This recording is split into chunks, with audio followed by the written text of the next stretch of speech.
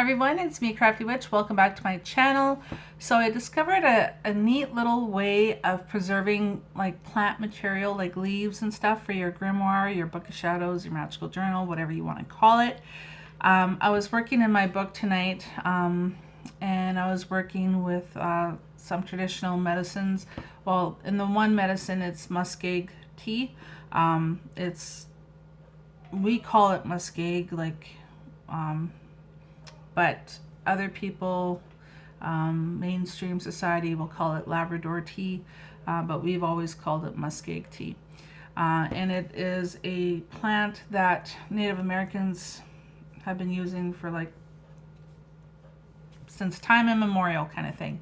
I think what I'll do is I'll do a separate video about that particular medicine and what we use it for and how we use it. But I wanted to include some specimens of that material in my grimoire, but I was having some difficulty. So I used black gesso on a lot of the pages, and I can't Mod Podge these little leaves into the pages. They're very, very brittle, and they're kind of curved, and they kind of curl inwards and stuff, and it was like, if I use Mod Podge or any kind of glue, it's gonna wreck the gesso, and I'll have black paint smeared across these leaves, right? So I was like, what the heck am I gonna do? And then I remembered I had bought a laminator last month. I got a laminator by Scotch Brand, and I live here in Canada, and I paid I don't know, 21 bucks for it. And then I bought 100 sheets of the laminating sheets off of Amazon for, I don't know, $13, $11, something like that. But for about $35 or so, maybe a little less, I got the laminator and all these laminating sheets. So then I thought, I wonder if you can laminate plant material, dried plant material. And so then I tried it with the muskeg tea, and it totally worked. And I'm super stoked about this, because this, for me, this is a game changer. Now I can preserve actual specimens for future generations for as long as the laminating sheets stick together, right? So I'm very happy about that. So I will show you how it turned out. Now, what I've noticed is there's little tiny air pockets that go all the way around each leaf. Okay, so this is what they look like. This is muskeg tea. Don't know if you can see that, but the underside of the leaf is kind of a reddish orange, rusty kind of color, and we use it for various things, but I will do a separate video about that. So the important thing that I think is, and I could be wrong, but just go with it here, your plant material needs to be completely dried, completely dried. I think that if you just went and pecked fresh plant material, you didn't let the leaves or the herbs or whatever it is dry out completely, then I think with the air, the little tiny air pockets that go all the way around, and they're very tiny, they probably won't show up on the camera, maybe.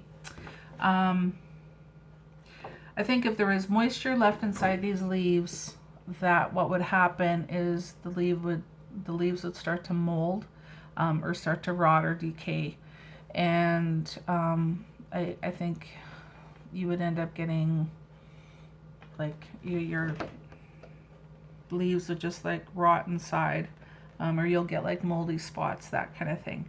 So I think it's best to use completely dried plant material. So make sure you hang it up to dry, or however you choose to dry it.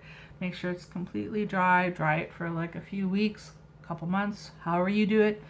And then I would recommend laminating it if you wanted to store it that way. This is a game changer for me, because now I'm going to be laminating all kinds of stuff. I am so super stoked about this. I'm really, really happy with it.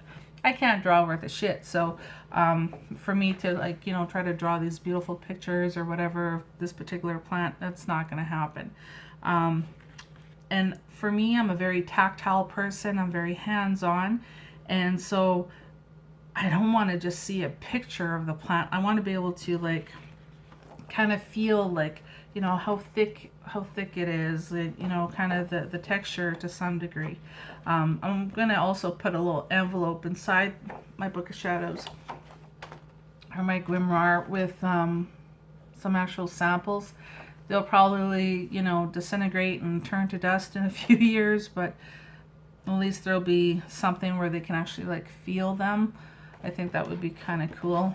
But at least they would have this, you know, my future, I don't know, grandkids would have this to be able to like at least have an idea what to look for and that kind of thing. So yeah, just an idea for you guys if you guys want to start preserving certain plant materials that you work with. Another idea I had, that if you don't happen to have a laminator and that kind of thing, maybe even like packing tape, like if you take out a sheet of like a strip of wide packing tape, clear packing tape, put it down, put your leaves on there, and then put another sheet over top, you know, that might work. I'm not sure. That's probably something I would maybe try, but yeah, this works and I'm really happy. This is such a game changer. So yeah, just make sure your plant material is completely dry, because I'm not sure if that's gonna, oh, maybe, can you kind of see like all that there? That is that little air pocket, and they go around each and every leaf. So there's still a little bit of air there, and I really do believe that if there's moisture inside whatever kind of leaves there are, and if that air gets to it, then it's probably just gonna get mildewy or mold or something. So okay, that's it for now. Ciao.